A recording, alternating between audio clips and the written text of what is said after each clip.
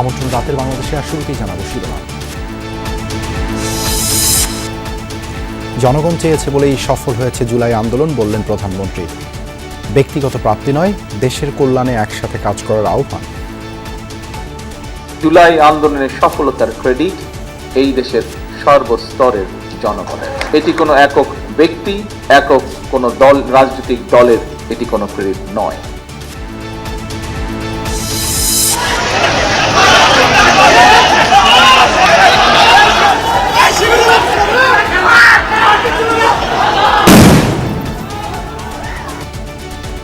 জগন্নাথ বিশ্ববিদ্যালয়, ঢাকা কলেজ ও আলিয়া মাদ্রাসায় ছাত্রদল শিবির দফায় দফায় সংঘর্ষ, বেশ কয়েকজন আহত। রোকেয়া বিশ্ববিদ্যালয়ে দিনভর দুপক্ষের উত্তেজনা। শিক্ষা প্রতিষ্ঠানগুলোকে আবারও সন্ত্রাসের অভয়ারণ্য করার চেষ্টা চলছে, অভিযোগ নাহিদ ইসলামের। গণভোটের রায় কার্যকর না হলে প্রতিরোধের ঘোষণা জামায়াতের। অশ্রুজলে অভ্যুত্থানে নিহতদের স্মরণ, পলাতক হাসিনার বক্তব্য প্রচারে সরকারের হুঁশিয়ারি।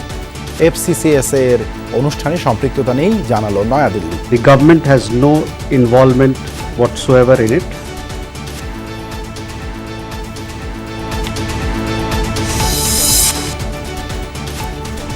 বিদ্যুতের ভুতুড়ে বিলে অতিষ্ঠ সাধারণ মানুষ, বিদ্যুৎ বিভাগের দাবি তথ্য বিভ্রাট, প্রমাণসহ অভিযোগের পরামর্শ প্রতিমন্ত্রীর।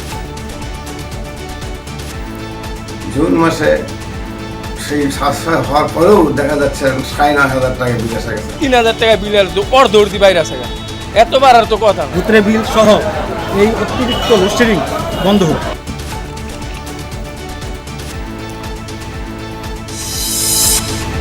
এছাড়াও রাতের বাংলাদেশে থাকছে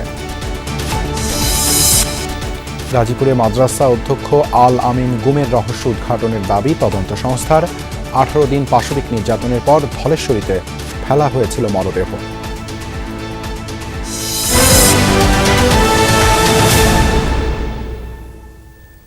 এতক্ষণ শিরোনাম দেখছিলেন, আপনাদের সঙ্গে আছি দেবাশিস রঞ্জন সরকার। কোনো দল বা গোষ্ঠী নয়, জনগণ পরিবর্তন চেয়েছে বলেই জুলাই অভ্যুত্থান সফল হয়েছে, এমন মন্তব্য করে প্রধানমন্ত্রী তারেক রহমান বলেছেন, সেই জনগণের অধিকার প্রতিষ্ঠা করাই হবে বিএনপি সরকারের রাজনীতি। ফ্যাসিবাদী সরকার জ্বালানি খাতকে ধ্বংস করে দেয়ায় সংকটের সূত্রপাত জানিয়ে প্রধানমন্ত্রী বলেন, সরকার শুধু অজুহাত দিয়ে সমস্যা এড়াতে চায় না। শিক্ষা, স্বাস্থ্য, অর্থনীতি নিয়ে সরকারের পরিকল্পনাও তুলে ধরেন তারেক রহমান। জানান, কাজের মাধ্যমে সমালোচনার জবাব দেবে সরকার। জুলাই অভ্যুত্থানের দ্বিতীয় বর্ষ উপলক্ষে রাজধানীর কেআইবিতে বিএনপির আলোচনা সভা, যেখানে জুলাই অভ্যুত্থানের প্রেক্ষাপট, সফলতা ও সম্ভাবনা নিয়ে আলোচনা করেন বিএনপি ও শরিক দলের নেতারা। আমরা ভোটের অধিকারটা আমরা অর্জন করেছি, যে ভোটের অধিকার ছিনিয়ে নেওয়া হয়েছিল, এটা অবাধ বিশ্বাসযোগ্য আমরা নির্বাচন করেছি। আমাদের সবার পরিচয় আছে, কিন্তু জুলাই ছাড়া তো তাদের কোনো পরিচয় নাই। জুলাই, আমরা এখানে 17 বছর, আমরা এখানে যারা বসে, আমাদের কোনো না কোনো রাজনৈতিক পরিচয় আছে। অনুষ্ঠানে প্রধানমন্ত্রী বিএনপি চেয়ারম্যান তারেক রহমান জুলাই অভ্যুত্থানের প্রেক্ষাপট নিয়ে কথা বলেন। জানান, জনগণের পরিবর্তনের স্বপ্ন বাস্তবায়ন করাই হবে তাঁর সরকারের প্রধান লক্ষ্য। এ সময় নেতাকর্মীদের নিজস্ব চিন্তা না করে জনগণের দায়িত্ব নেয়ার আহ্বান জানান। আমি আমার বাড়িঘর সবকিছু হারিয়ে ফেলি, যেই বাড়ি দেখে আমি চলে গিয়েছিলাম, এসে তো ফিরে এসে তো আমি সেই বাড়ি দেখিনি। তো আমরা সকলেই, বহু মানুষ বহু কিছু হারিয়েছি আমরা। কিন্তু আসুন, এখন বোধহয় আমাদের মাইন্ডসেট চেঞ্জ করার একটি সময় চলে এসেছে, পরিস্থিতি চলে এসেছে। কাজে আসুন, জনগণ আপনাদের পক্ষে রায় দিয়েছে, এখন আমাদের সকলের দায়িত্ব হচ্ছে জনগণের সেই দেওয়া দায়িত্বটি সঠিকভাবে পালন করা। এই জুলাই আন্দোলনের সফলতার ক্রেডিট এই দেশের সর্বস্তরের জনগণের। এটি কোনো একক ব্যক্তি, একক কোনো দল, রাজনৈতিক দলের এটি কোনো ক্রেডিট নয়। প্রধানমন্ত্রী বলেন, বিএনপি ক্ষমতায় এসে একটি ভঙ্গুর অর্থনীতি ও দ্বিধাবিভক্ত প্রশাসন পেয়েছে। জ্বালানি সংকটের মতো গুরুত্বপূর্ণ খাত ফ্যাসিবাদ ধ্বংস করে দেয়, সমাধানে সময় লাগছে। এক্সকিউজ দেওয়ার মাধ্যমে আমরা আমাদের দায়িত্ব এড়াতে চাচ্ছি না। হ্যাঁ, সমস্যা আছে, আমরা জানি, আমরা সেই সমস্যাটাকে অ্যাড্রেস করতে চাই। অনেকেই বলছেন যে বিভিন্ন বাসা বাড়িতে বা বিভিন্ন মিল ফ্যাক্টরিতে গ্যাস পাওয়া যাচ্ছে না। ইয়েস, উই অ্যাডমিট সমস্যা আছে, কিন্তু সমস্যা সমাধানের জন্য আমরা নিরন্তর কাজ করারও চেষ্টা করছি। পার্শ্ববর্তী দেশ মায়ানমার থেকে গ্যাস আনার জন্য আলোচনা এরই মধ্যে শুরু করেছে। চক্রান্তকারীদের ষড়যন্ত্র থেকে জনগণকে সচেতন করার আহ্বান জানিয়ে সরকার প্রধান বলেন, জনগণ চায় শান্তি, নিরাপত্তা ও কর্মসংস্থান। বিএনপি কথায় নয়, বরং কাজের মাধ্যমে জবাব দেবে বলেও জানান তিনি। যারা ষড়যন্ত্র করতে চায় তাদের ষড়যন্ত্রের প্রতি সজাগ দৃষ্টি রাখা, জনগণকে সতর্ক করা। জনগণ চায় রাস্তায় শান্তি, জনগণ চায় তার সন্তানের শিক্ষার ব্যবস্থা, জনগণ চায় তার জন্য চিকিৎসার ব্যবস্থা, জনগণ চায় একটি নিরাপত্তা, জনগণ চায় যে তার কর্মসংস্থানের ব্যবস্থা অথবা যার যেটা যোগ্যতা শুনে যে ব্যবসা বাণিজ্য চাকরি বাকরি করবে। যেসব বিষয় আমরা গত কয়েকদিন যাবৎ রাজনীতি দেখছি, পত্রপত্রিকা দেখছি, আমার মনে হয় না কোনো গণতন্ত্রে বিশ্বাসী জনগণের কোনো সদস্য এইরকম কোনো কিছু দেশের মধ্যে চায়। এ সময় জুলাই অভ্যুত্থানে যারা ক্ষতিগ্রস্ত হয়েছে তাদের চাহিদা ও যোগ্যতা অনুযায়ী পাশে থাকার প্রতিশ্রুতি দেন তারেক রহমান। আরিফিন শাকিল, যমুনা নিউজ, ঢাকা। রাজধানীর 3টি শিক্ষা প্রতিষ্ঠানে ছাত্রদল ও ছাত্র শিবিরের সংঘর্ষে উত্তপ্ত হয়ে ওঠে ক্যাম্পাস। আলিয়া মাদ্রাসা, ঢাকা কলেজ, জগন্নাথ বিশ্ববিদ্যালয়ে দফায় দফায় সংঘর্ষ, ধাওয়া, পাল্টা ধাওয়া এবং হামলার ঘটনা ঘটেছে। পরে আইনশৃঙ্খলা বাহিনীর অবস্থানে নিয়ন্ত্রণে আসে পরিস্থিতি। বিস্তারিত মশিউর অনিকের প্রতিবেদনে। রাজধানীর পুরান ঢাকার বকশীবাজারের ঐতিহ্যবাহী আলিয়া মাদ্রাসায় হঠাৎই উত্তেজনা। মঙ্গলবার বিকেলে দফায় দফায় মারধর ও ধাওয়া পাল্টা ধাওয়া আতঙ্ক ছড়ায় আশেপাশের এলাকায়। সংঘর্ষের জন্য দুপক্ষই একে অন্যকে দায়ী করেন। পরে পুলিশ এসে পরিস্থিতি নিয়ন্ত্রণে আনে। সবাই আমরা শান্ত ছিলাম। কি কারণে পরিস্থিতি এরকম উত্তপ্ত হয়েছে আমরা জানি না। উভয় দলের সাথে আমরা কথা বলতেছি, ছাত্র দলের ভাইদের সাথে কথা বলছি, ভাইদের সাথে কথা বলার চেষ্টা করতেছি। আশা করি পরিস্থিতির সমাধান আসবে। ঢাকা মহানগর দক্ষিণের ভিতরে কোনো প্রকার কোনো সন্ত্রাসী কর্মকাণ্ড চলতে দেওয়া হবে না, সেটার ধারাবাহিকতায় আমরা এখানে এসেছি। ছাত্রদল শিবির সংঘর্ষের ঘটনা ঘটেছে ঢাকা কলেজেও। পরে ছাত্রদল মিছিল করে এবং ক্যাম্পাসের বিভিন্ন স্থানে অবস্থান নেয়। এ সময় ছাত্র শিবিরের এক সদস্যকে মারধর করে আটকে রাখার অভিযোগ ওঠে। এর আগে দুপুরে জগন্নাথ বিশ্ববিদ্যালয়ে সংঘর্ষের ঘটনা ঘটে। প্লেকার্ড নিয়ে শিবির ও ছাত্র শক্তির নেতাকর্মীরা একটি অনুষ্ঠানে ঢোকার চেষ্টা করলে দেখা দেয় উত্তেজনা। ছাত্রদলের নেতাকর্মীরা তাদের মারধর করে বলে অভিযোগ ওঠে। পরে শহীদ মিনারের সামনে আরেক দফায় সংঘর্ষে জড়ায় দুই পক্ষ। এতে উভয় সংগঠনের কয়েকজন নেতাকর্মী আহত হন। এই ধরনের সিন্ডিকেটের মাধ্যমে যদি সম্মানিত মানুষদেরকে সেখানে অসম্মান করা হয়, তাহলে জগন্নাথের প্রতি কি তারা আন্তরিকতা শো করবে? তাহলে যারা এই কাজটা করলো এটা তো কোনো সুবিবেচকের কাজ হলো। 3টি ঘটনাতেই ক্যাম্পাসে অতিরিক্ত সতর্ক অবস্থানে রয়েছে আইন শৃঙ্খলা বাহিনী। এছাড়াও 5 আগস্টকে সামনে রেখে সারা দেশেই বাড়ানো হয়েছে নজরদারি। মশিউর অনিক, যমুনা নিউজ, ঢাকা। রংপুরে বেগম রোকেয়া বিশ্ববিদ্যালয়ে ছাত্রদল শিবিরের মধ্যে সংঘর্ষের ঘটনার পর থেকে ক্যাম্পাসের পরিস্থিতি থমথমে রয়েছে। মোতায়েন রয়েছে অতিরিক্ত পুলিশ। সংঘর্ষের ঘটনার তদন্তে 5 সদস্যের কমিটি গঠন করেছে বিশ্ববিদ্যালয় প্রশাসন। পরবর্তী নির্দেশ না দেওয়া পর্যন্ত ক্যাম্পাসে বহিরাগতদের প্রবেশ নিষিদ্ধ করা হয়েছে। এদিকে বিকেলে আলাদা স্থানে কর্মসূচি পালন করেছে 2টি ছাত্র সংগঠনই।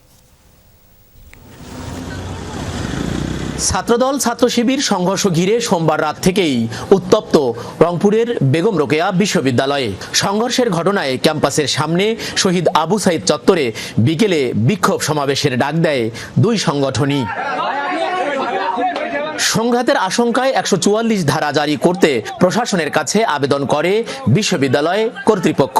তবে এরপর আলাদা স্থানে কর্মসূচির ঘোষণা দেয়ায় 144 ধারা জারি করেনি প্রশাসন। বিকেলে বিশ্ববিদ্যালয়ের প্রধান ফটকের সামনে বিক্ষোভ সমাবেশ করে ছাত্রদল, যুবদল ও স্বেচ্ছাসেবক দল।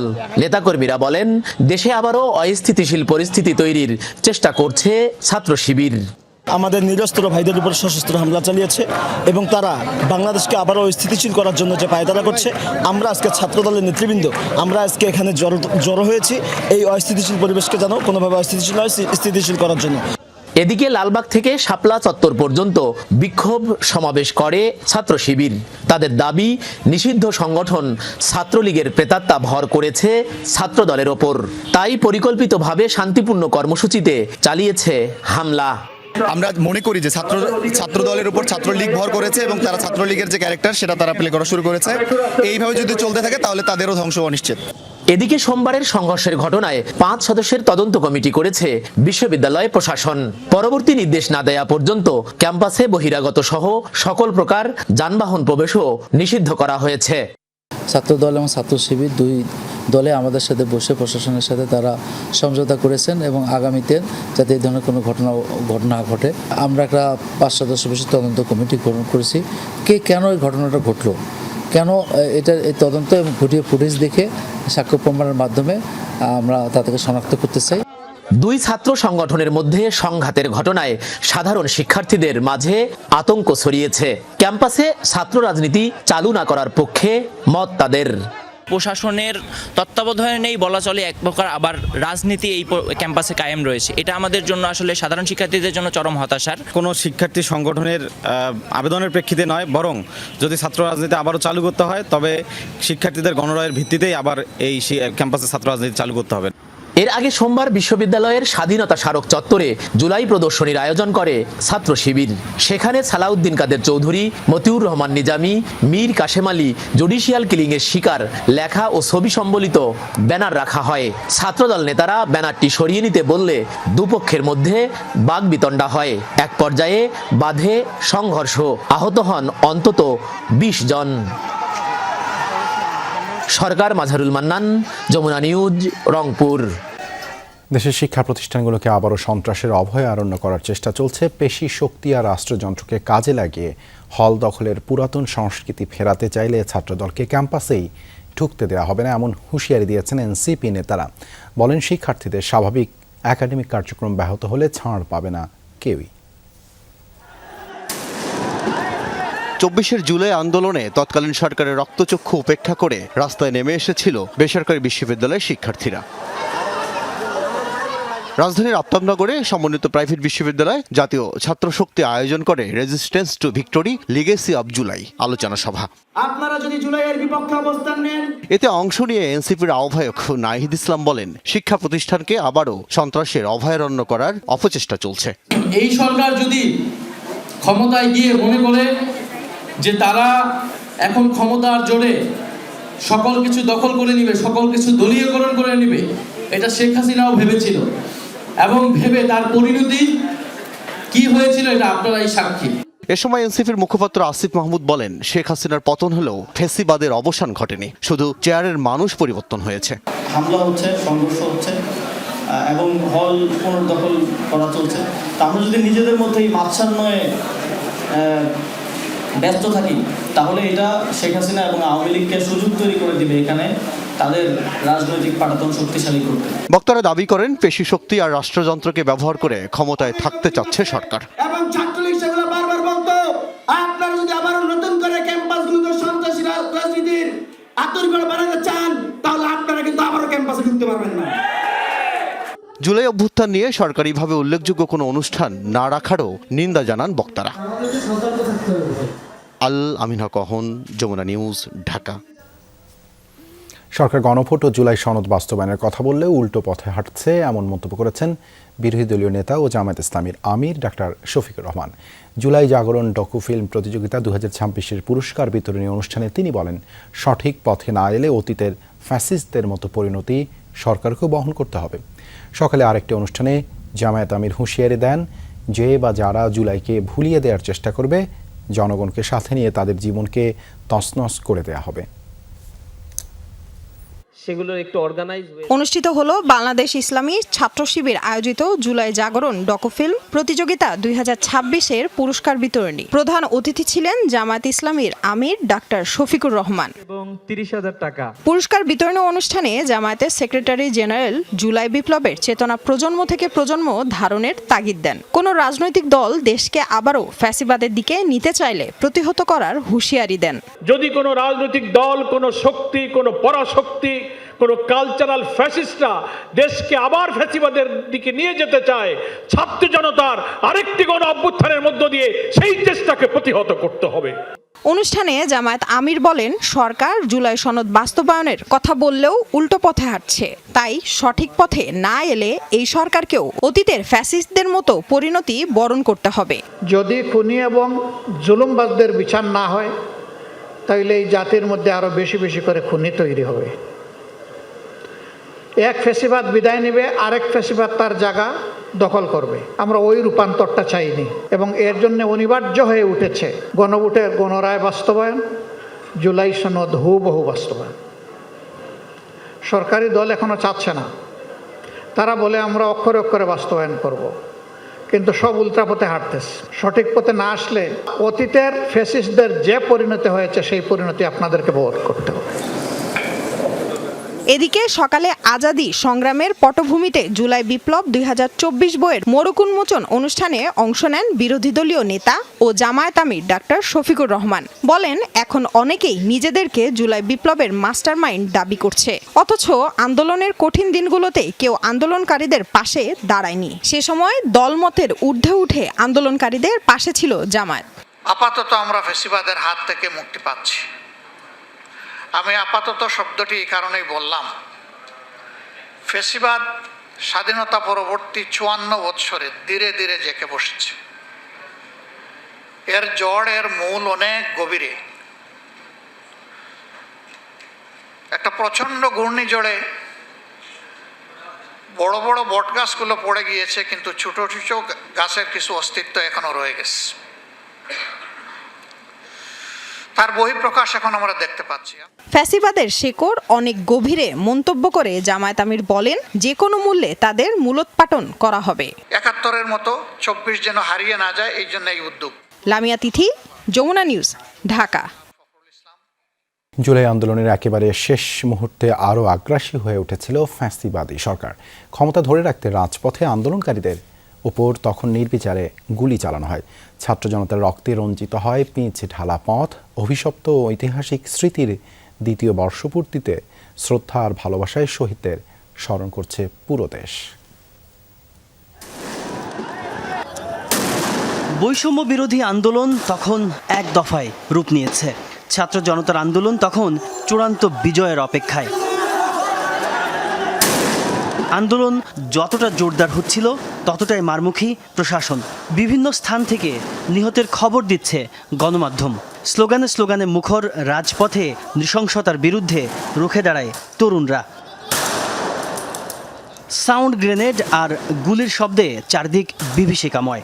আন্দোলনকারীদের বুকের তাজা রক্তে পিচ ঢালা সড়কে তখন বিজয়ের আলপনা আঁকার অপেক্ষা। 2024 সালের 4 আগস্ট রক্তক্ষয়ী সংঘাত কেড়ে নিয়েছিল শত প্রাণ। আক্ষেপ আর বেদনার পাহাড় বুকে চেপে আজও বিচারের অপেক্ষায় স্বজনহারা পরিবারগুলো। 4 তারিখ আমার সামনে দিয়ে গেছে। সেদিন আংশিক আমি মানা করছি বলতে বলছিলাম যে বাবা, ওর আব্বু বলছিল যে আজকে পরিস্থিতি খুব খারাপ, তুমি একা যাইলে পারবা না, আমি সাথে যাবো, আমি কাজটা সেরে আসি। আমিও বলছিলাম, কিন্তু আমার নাফিসটা সেদিন আমাকে কিছু বুঝতেই দেয়নি। ও নীরবে চলে গেছে। তো ও যে এতটা দূরে চলে যাবো, হয়তো আমার আল্লাহর কাছে তকদির ছিল, আমি বুঝতে পারিনি। আমাদের ছেলে চলে গেছে। আমরা চাই যে এই সরকারের আমলে, মাননীয় প্রধানমন্ত্রী তারেক রহমানের আমলে যেন এই বিচারের কাজ সম্পন্ন হয়। যারা অন্যায় করছে, যারা টিভিতে বিভিন্ন ধরনের পত্রপত্রিকায় ফুটেজ আছে, অজস্র প্রমাণ আছে, সেই প্রমাণের ভিত্তিতে যেন তাদেরকে আইনের যে কাঠামো আছে, আইনের যে প্রক্রিয়া আছে, সেই প্রক্রিয়ার মধ্যে তাকে বিচারের আওতায় আনা হোক। 2 বছর পর আজকের এই 4 আগস্টে আবারও স্মৃতি ভারাক্রান্ত দেশবাসী। ছাত্র জনতা মনে করে এই বৈষম্যহীন সমাজ প্রতিষ্ঠায় সেদিন রক্তে লাল হয়েছিল রাজপথ। সেই আকাঙ্ক্ষা বাস্তবায়নই হবে শহীদদের প্রতি প্রকৃত শ্রদ্ধা। তাজনুর ইসলাম, যমুনা নিউজ, ঢাকা। শেখ হাসিনার বিদ্বেষমূলক বক্তব্য প্রচারে গণমাধ্যমকে সতর্ক থাকার আহ্বান জানিয়েছেন চিফ প্রসিকিউটর আমিনুল ইসলাম। জুলাইয়ের মামলাগুলোর অগ্রগতি নিয়ে মঙ্গলবার গণমাধ্যমের মুখোমুখি হয়ে এই কথা বলেন চিফ প্রসিকিউটর। জুলাইয়ের মামলা বিষয়ে তিনি জানান, আন্তর্জাতিক মান বজায় রেখে স্বচ্ছতার সাথেই চলছে বিচার কার্যক্রম। অন্যদিকে আদালতের নির্দেশ অমান্য করে কোনো গণমাধ্যম পলাতক শেখ হাসিনার বক্তব্য প্রচার করলে আইন অনুযায়ী ব্যবস্থা নেওয়ার হুঁশিয়ারি দিয়েছেন প্রধানমন্ত্রীর তথ্য ও সম্প্রচার উপদেষ্টা ডক্টর জাহিদুর রহমান। মঙ্গলবার সচিবালয়ের সংবাদ সম্মেলনে এই তথ্য জানান তিনি। এ সময় আওয়ামী লীগের সক্ষমতা নিয়ে উল্লেখ করে পলাতক শেখ হাসিনার দেশে ফেরার বক্তব্য আস্ফালন ছাড়া আর কিছু নয় বলেও মন্তব্য করেন তিনি। তার শুধু বিদ্বেষমূলক বক্তব্য যাতে প্রচার না হয়, আপনাদের উপরে একটা নিষেধাজ্ঞা আছে। 5 তারিখ আসুক না, আমরা 6টা 7টা পর্যন্ত ওয়েট করি না, দেখি না। তবে আমার কাছে তো মনে হয় সব জুট হয়। আমরা আগের বার একটা সতর্কতা দিয়েছিলাম, আপনাদের নিশ্চয়ই মনে আছে, আপনাদের যারা করেছেন তাদের ব্যাপারে। সরকারের কাজ হচ্ছে আদালতে যে সিদ্ধান্ত আছে সেটা এক্সিকিউটেড হচ্ছে কিনা। সরকার তো এক্সিকিউটিভ।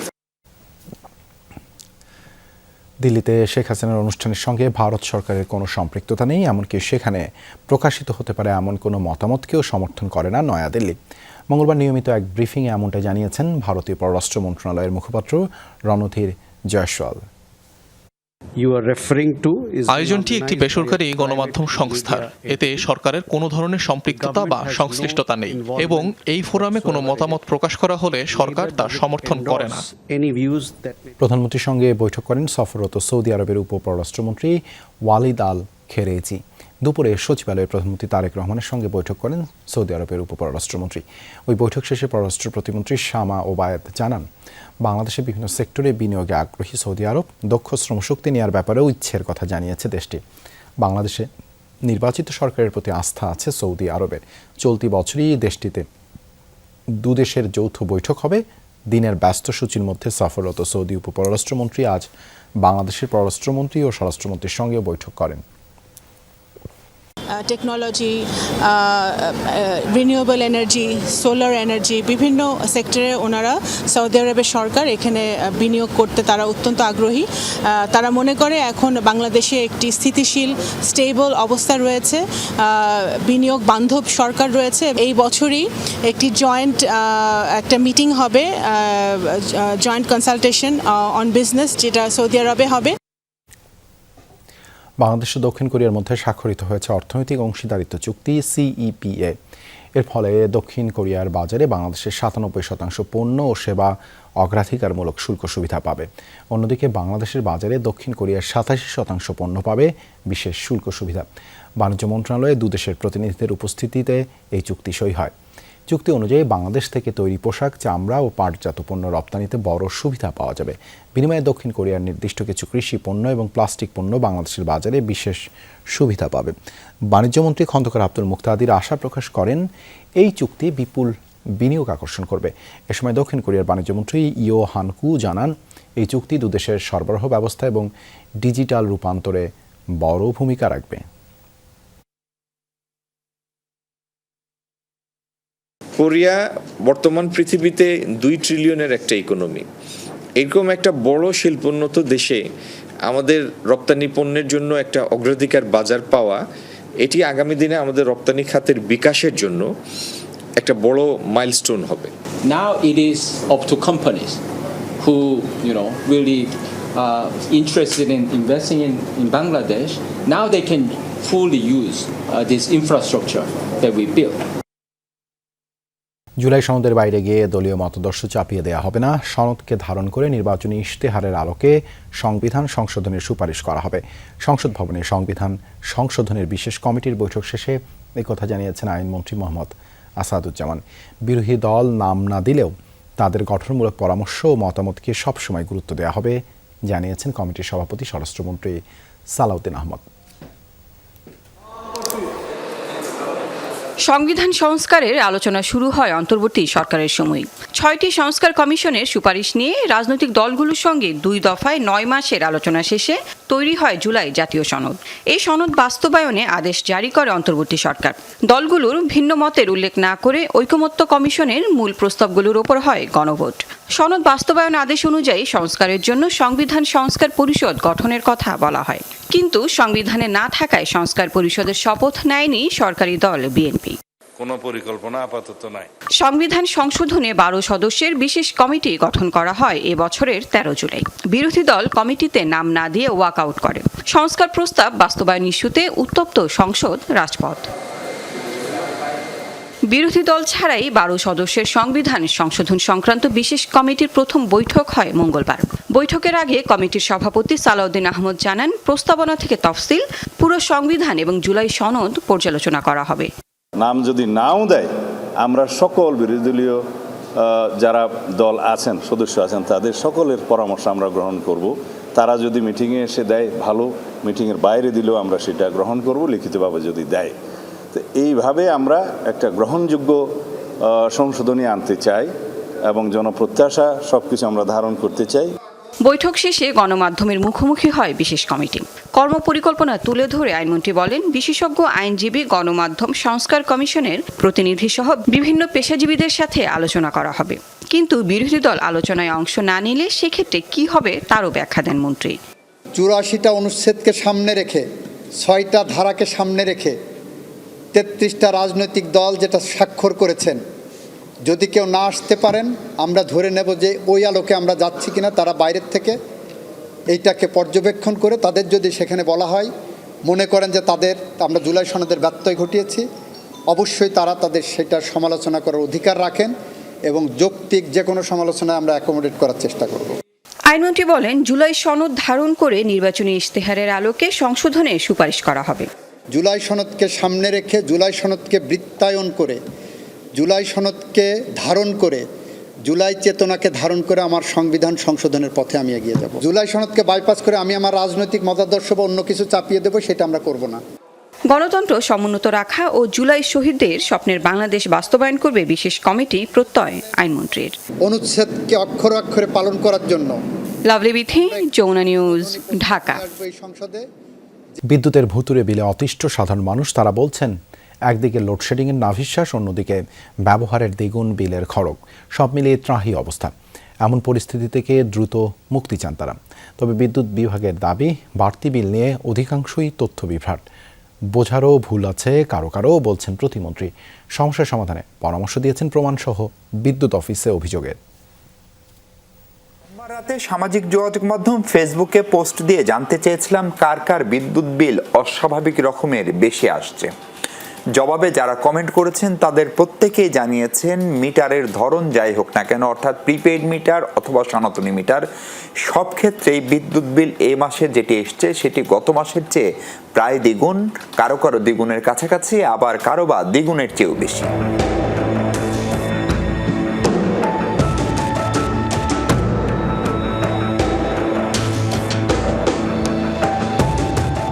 জুন থেকে বেড়েছে বিদ্যুতের দাম, গ্রাহক পর্যায়ে তা প্রায় 17%। ফলে জুলাইয়ে যে বাড়তি বিল গুনতে হবে তা আগে থেকেই জানা। যেমন ইস্কাটনের এক বাসায় মে মাসে বিল ছিল 4136 টাকা, জুনে তা গুনতে হয়েছে 11,919 টাকা। আবার মতিঝিলে 6,409 টাকার বিল এক লাফে পরের মাসে হয়ে গেছে 19,000-এরও বেশি। আর 2,729 টাকা বিল আসে যে ছোট্ট পরিবারে, তাদের বিল কেন এক মাসের ব্যবধানে 6,000 টাকার বেশি আসলো, সেই রহস্য আসলেই অজানা। মে মাসে এসেছে 4,415 টাকা, আবার জুন মাসে চলে আসলো বিলটা ঠিক 10,754 টাকা। মে মাসে বিদ্যুৎ বিল আসছে 5,000-5,500 টাকা। জুন মাসে সেই 700 হওয়ার পরেও দেখা যাচ্ছে 9,500 টাকা বিল এসে গেছে। আগে তো 6-7 হাজার টাকা বিল আসতো, কিন্তু লাস্ট 2 মাস ধরে দেখছি বিল আসে 11 থেকে 12,000 টাকা। এটা আমাদের জন্য অস্বাভাবিক। এদিকে কুড়িলের কামাল হোসেনের বরাবরই বিল আসত 6,000 টাকার মতো, সেটি হুট করেই এ মাসে হয়ে গেছে 13,000 টাকারও বেশি। কেবল রাজধানী নয়, সারা দেশেই একই চিত্র। ঢাকার পাশের 2 জেলা মুন্সিগঞ্জ, নারায়ণগঞ্জেও এমন অস্বাভাবিক বিল এসেছে অনেকের। পিডিবি থেকে পল্লী বিদ্যুৎ কিংবা ডেসকো, ডিপিডিসি, নেসকো, ওজাপাটিকো সব সংস্থার গ্রাহকেরই বেহাল দশা। এই মাসে বিল আছে 3,000 টাকা, 3,000 টাকা বিল অর্ধি বাইরে আছে। বিদ্যুৎ কম থাকলে তো বিল কম আসার কথা, সেই অনুযায়ী আস্তে আস্তে মাসের পর মাস যেমন বিদ্যুৎ বিল 200-300 করে বাড়তে আছে। ভুতুরে বিল সহ এই অতিরিক্ত লোডশেডিং বন্ধ হোক। সোমবার রাতে অতিরিক্ত বিল নিয়ে অপপ্রচার চালানো হচ্ছে দাবি করে বিভ্রান্তি রোধে কঠোর ব্যবস্থার হুঁশিয়ারি দিয়েছিল বিদ্যুৎ বিভাগ। যদিও ঘণ্টা না পেরুতেই কঠোর ব্যবস্থার বদলে দায়িত্বশীল আচরণের অনুরোধ জানায় সরকার। অবশ্য এখনও বাড়তি বিলের অধিকাংশ অভিযোগই মানতে নারাজ মন্ত্রণালয়। ম্যাক্সিমামই কিছুটা তথ্য বিভ্রাট আছে, ঠিক আছে, বোঝার ত্রুটি আছে। আমরা ইমিডিয়েটলি আমরা সেটা অ্যাড্রেস করছি। তারপরে যদি কেউ আছে নিকটবর্তী বিদ্যুৎ অফিসে যোগাযোগ করবে, আমাদের কর্মকর্তাদেরকে সেভাবে নির্দেশনা দেওয়া হচ্ছে এবং এটা আমরা এই ব্যাপারে আন্তরিক। যে কোনো ধরনের ইস্যু আমরা সেটা রিজলভ করতে আমরা রেডি। আমাদের কিন্তু ইনস্ট্রাকশন স্ট্যান্ডিং, যদি কারোর এরকম কোনো সংকট থাকে সে উইথ দি ডকুমেন্টস সেই করুক, আমরা অবশ্যই এটা রিজলভ করবো, সেটা কিন্তু কন্টিনিউ করছে। সাধারণ মানুষের প্রত্যাশা, সংকট সমাধানে দ্রুত, কার্যকর ও আন্তরিক উদ্যোগ নেবে সরকার। মাহফুজ মিশু, যমুনা নিউজ, ঢাকা। গাজীপুরে মাদ্রাসার অধ্যক্ষ আল আমিনকে গুমের ঘটনার রহস্য উদ্ঘাটন করেছে ট্রাইব্যুনালের তদন্ত সংস্থা। 18 দিন পাশবিক নির্যাতনের পর তার মৃত্যু হলে মরদেহ ফেলে দেওয়া হয় ধলেশ্বরী নদীতে। এমন তথ্য উঠে এসেছে তদন্ত সংস্থার প্রতিবেদনে। এ ঘটনায় সিটিটিসির সাবেক প্রধান আসাদুজ্জামান, এডিসি ইশতিয়াক সহ 5 জনকে অভিযুক্ত করে প্রসিকিউশনের কাছে প্রতিবেদন দিয়েছে তদন্ত সংস্থা। গাজীপুর মহানগর এলাকার একটি মাদ্রাসার অধ্যক্ষ ছিলেন আবুল হোসেন আল আমিন। 2023 সালের 30 জানুয়ারি ডিবি পুলিশ পরিচয়ে মাদ্রাসা থেকে তুলে নেওয়া হয় তাকে। এরপর আর খোঁজ পাওয়া যায়নি আল আমিনের। আন্তর্জাতিক অপরাধ ট্রাইব্যুনালের তদন্ত সংস্থার তদন্তে উঠে আসে 2023 সালের 28 জানুয়ারি দেশের বিভিন্ন স্থান থেকে 6 জনকে গ্রেফতারের পর রিমান্ডে নিয়ে জিজ্ঞাসাবাদ করে সিটিটিসি।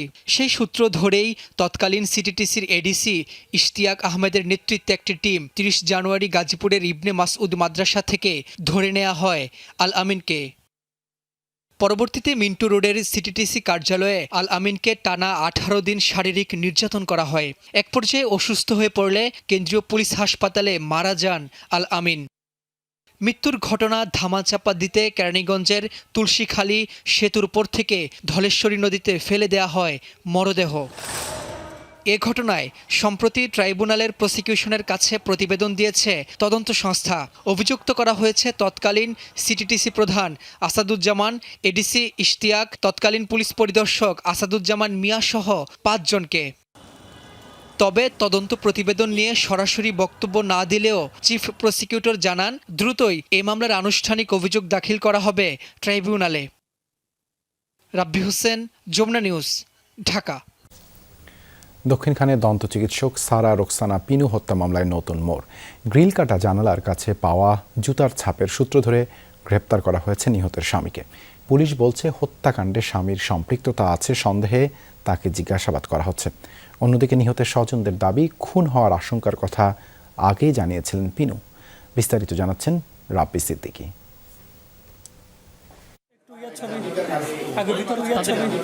গত বৃহস্পতিবার বিকেলে দক্ষিণখানের বাসা থেকে সারা রোকসানা পিনুর মরদেহ উদ্ধার করা হয়। প্রাথমিকভাবে পুলিশ ও নিহতের স্বামী জানিয়েছিল বাসার গ্রিল কেটে ভেতরে ঢুকে দুর্বৃত্তরা তার স্ত্রীকে হত্যা করে এবং ঘরের মালামাল লুট করে নিয়ে যায়। তবে তদন্তের এক পর্যায়ে গ্রিল কাটা জানালার ভেতরের বারান্দায় একটি জুতার ছাপ পান সিআইডির সদস্যরা। পরে বাসা থেকে উদ্ধার করা এক জোড়া জুতার সঙ্গে সেই ছাপের মিল পাওয়া যায়। পুলিশ জানায় জুতাটি ছিল নিহতের স্বামী সোহেল রানার। এই হত্যাকাণ্ডের ঘটনায় নিহতের বোন সারা সুলতানা পলি অজ্ঞাতনামাদের আসামি করে মামলা করেন। মামলার তদন্তে সন্দেহভাজন হিসাবে সোহেল রানাকে গ্রেফতার করে পুলিশ। পরে আদালত তাকে 2 দিনের রিমান্ডে নেয়ার নির্দেশ দেন। তবে নিজেকে নির্দোষ দাবি করেছেন অভিযুক্ত সোহেল রানা। পায়ের ছাপটা আসলে কার? পায়ের ছাপ বলতে পেয়েছে হচ্ছে জুতার ছাপ। জুতার ছাপ কোনোভাবেই আমার হতে পারে না, কারণ যেহেতু আমি জড়িত না। এটা আমি পুনরায় তদন্তের জন্য আবেদন করতেছি। এদিকে পুলিশ বলছে সোহেল রানা তাদের হেফাজতে রয়েছেন, তাকে জিজ্ঞাসাবাদ করা হচ্ছে। তবে এখন পর্যন্ত তিনি এই হত্যার দায় স্বীকার করেননি। একটাই মাত্র জুতার ছাপ, যদি এখানে কয়েকজন আসতো বা কয়েকটা ছাপ পাওয়া যেত, তাহলে ভিতর জিনিসটা মানে একটু কোশ্চেন এটা এরাইজ, মানে আমাদের কাছে কোশ্চেন হয়ে দাঁড়াইছে যে বিষয়টা, যে জুতার ছাপটা বাইরে কেন, ভিতরে কেন, বাইরে কেন জুতার ছাপ নাই? জুতার ছাপটা তো ওনারই, ওনার হাজব্যান্ডেরই।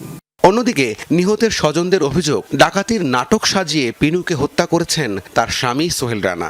ঘটনার সুষ্ঠু তদন্ত এবং দোষীর সর্বোচ্চ বিচার দাবি করেছেন তারা। তার শাস্তি হবে মৃত্যুদণ্ডই, তো একজনকে হত্যা করলে তো সর্বোচ্চ শাস্তি মৃত্যুদণ্ড। সেই মৃত্যুদণ্ডটাই আমি দেখতে চাই। জানা গেছে সোহেল রানা উত্তরা পশ্চিম থানা এলাকার 7 নম্বর সেক্টরের একটি ডেভেলপার প্রতিষ্ঠানের সহকারী ব্যবস্থাপক। রাব্বি সিদ্দিকী, যমুনা নিউজ, ঢাকা। দেশের সংসদীয় ব্যবস্থা, আইন বিভাগ ও বিচার বিভাগ নিয়ে জনগণের কাঙ্ক্ষিত প্রত্যাশার সবটুকু এখনও পূরণ হয়নি। তবে জুলাই গণ অভ্যুত্থান পরবর্তী বাংলাদেশে সেই প্রত্যাশাগুলো বাস্তবায়নে সরকার ধারাবাহিকভাবে কাজ করে যাচ্ছে বলে জানিয়েছেন তথ্য ও সম্প্রচার মন্ত্রী জহিরুদ্দিন স্বপন। বিকেলে বাংলাদেশ প্রকৌশল বিশ্ববিদ্যালয় ক্যাম্পাসে আয়োজিত আলোচনা সভায় তিনি এসব কথা বলেন। আগামীতে দেশের আর্থসামাজিক ব্যবস্থা যাতে কোনোভাবে ক্ষতিগ্রস্ত না হয় সেজন্য সবাইকে সজাগ থাকার আহ্বান জানান মন্ত্রী। বলেন, রাষ্ট্র পরিচালনা ও উন্নয়নের প্রতিটি ক্ষেত্রে যোগ্যতা ও মেধার ভিত্তিতে মানুষকে কাজের সুযোগ করে দিতে সরকার প্রতিশ্রুতিবদ্ধ। জুলাই গণ অভ্যুত্থানের শহীদদের আত্মত্যাগ আগামীর বাংলাদেশ বিনির্মাণের পথরেখা হয়ে থাকবে বলে মন্তব্য করেন Zahiruddin Swapan.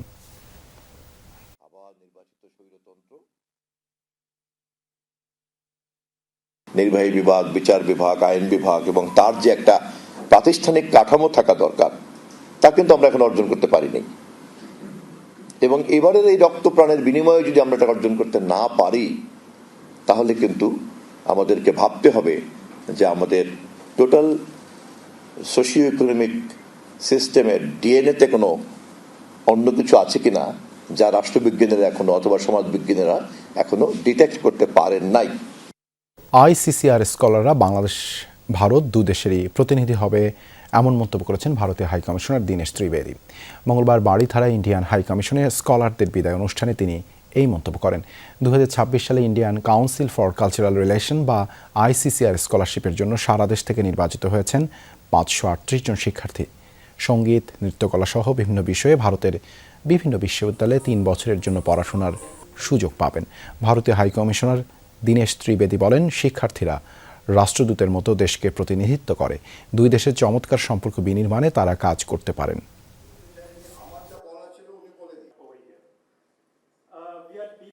Ambassador of Bangladesh and India also, because one of your job is to make sure that these two vibrant people to people, we have excellent relationship. কিভাবে মিলেমিশে আমরা পুরো একদম আপনার এখানকার কালচার ওইখানকার culture, how we can sort of give to each other. রাজশাহীতে পাল্টাপাল্টি বিক্ষোভ মিছিল করেছে ছাত্রদল ও শিবিরের নেতাকর্মীরা। সন্ধ্যায় নগরীর সাহেব বাজার এলাকার ওভারব্রিজের নিচে মুখোমুখি অবস্থানে পৌঁছালে দুপক্ষের মধ্যে উত্তেজনা ছড়িয়ে পড়ে। এ সময় একে অপরের বিরুদ্ধে বিভিন্ন স্লোগান দেন তারা। স্থানীয়রা জানান, সারা দেশের শিক্ষা প্রতিষ্ঠানে হামলা, শিক্ষার সুষ্ঠু পরিবেশ বিনষ্ট এবং ক্যাম্পাস অস্থিতিশীল করার অপচেষ্টার প্রতিবাদে শিবিরের রাজশাহী মহানগর শাখা বিক্ষোভ মিছিল বের করে। অন্যদিকে সারা দেশে শিবিরের সন্ত্রাসী কর্মকাণ্ডের প্রতিবাদ জানিয়ে রাজশাহীর কেন্দ্রীয় শহীদ মিনার থেকে মিছিল বের করে ছাত্রদল। প্রথমে এক পক্ষ আরেক পক্ষের বিরুদ্ধে স্লোগান দিলেও পরে শান্তিপূর্ণভাবে কর্মসূচি শেষ করেন তারা। প্রধানমন্ত্রী তারেক রহমান ও বিএনপিকে নিয়ে কটূক্তির প্রতিবাদ এবং 5 আগস্ট ছাত্র জনতাকে হত্যার দায়ে শেখ হাসিনার ফাঁসির দাবিতে নারায়ণগঞ্জে মশাল মিছিল করেছে মহানগর যুবদল নেতাকর্মীরা। সন্ধ্যায় নারায়ণগঞ্জ প্রেস ক্লাবের সামনে বিক্ষোভ সমাবেশ শেষে মশাল মিছিলটি বের হয়। বক্তারা বলেন, প্রধানমন্ত্রীকে নিয়ে কোনো কটূক্তি করলে মাঠে নেমে তাদের প্রতিহত করা হবে। এ সময় সকল ভেদাভেদ ভুলে দেশকে ঐক্যবদ্ধভাবে গড়ে তোলার আহ্বান জানান বক্তারা। এই জন্য বিরোধী দল ও রাজনৈতিক দলগুলোর কাছে সহযোগিতা চান তারা। পরে মশাল মিছিলটি নগরীর গুরুত্বপূর্ণ সড়ক প্রদক্ষিণ করে একই স্থানে শেষ হয়। কুমিল্লার কলেজ ছাত্রী সোহাগী জাহান তনু হত্যা মামলার একমাত্র আসামি অবসরপ্রাপ্ত সেনা সদস্য হাফিজুর রহমান জামিনে মুক্তি পেয়েছেন। সন্ধ্যা 7:05 কুমিল্লা কেন্দ্রীয় কারাগার থেকে সকল আনুষ্ঠানিকতা শেষে তাকে মুক্তি দেওয়া হয়।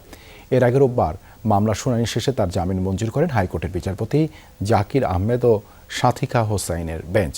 দীর্ঘ 10 বছর পর গত 22 এপ্রিল ঢাকার কেরানীগঞ্জ থেকে হাফিজুর রহমানকে গ্রেপ্তার করে পিবিআই। পরদিন তাকে কুমিল্লার আদালতে হাজির করা হলে জিজ্ঞাসাবাদের জন্য 7 দিনের রিমান্ড আবেদন করা হয়। পরে কুমিল্লার senior judicial magistrate Mominul Haque 3 দিনের রিমান্ড মঞ্জুর করেন। এই ছিল রাতের বাংলাদেশে। এতক্ষণ আমাদের সাথে থাকার জন্য ধন্যবাদ সবাইকে।